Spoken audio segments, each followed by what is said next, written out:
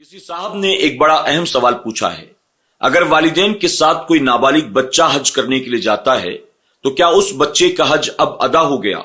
अब बालिग होने के बाद या मालदार होने के बाद दोबारा उस पर हज जरूरी नहीं है? इसी तरह अगर कोई वालिदैन के साथ बालिग बच्चा यानी जिसकी उम्र तकरीबन 15 साल है वो हज अदा करता है तो क्या उस बच्चे पर भी बड़े होने के बाद, साहिब इस्तिताअत होने के बाद दोबारा हज करने की जरूरत नहीं है? क्या इन दोनों बच्चों के हज अदा हो गए? जो बच्चा नाबालिग है, शरीयत मुतहरा की रोशनी में लड़के के लिए बालिग होने की उम्र 12 से 14 साल और लड़की के लिए 9 से लेकर 12 साल की उम्र तक, तो ये नाबालिगियत की उम्र में अगर वालिदैन के साथ हज अदा कर लिया तो उसका अभी फर्ज अदा नहीं हुआ, क्योंकि अभी वो बालिग नहीं है, जिसकी वजह से उस पर अहकाम नाफिज होते। अब बालिग होने के बाद जब साहिब इस्तिताअत हो जाएगा तो फिर उस पर हज फर्ज अदा करना जरूरी है।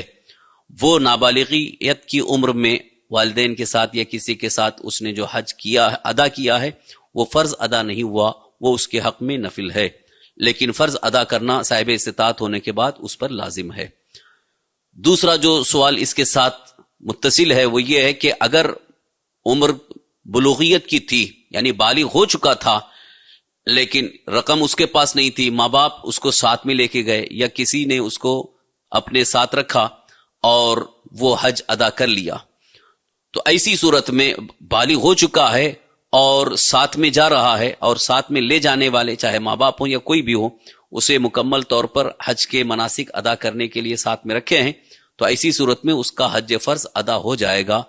अब फिर उस पर अदा करना यानी अपना फर्ज अदा करना लाजिम नहीं है। वल्लाहु तआला। आज ही SDI चैनल को सब्सक्राइब करें, बेल आइकन पर क्लिक करें। हमारी हौसला अफजाई के लिए कमेंट्स, लाइक और शेयर भी करते रहें।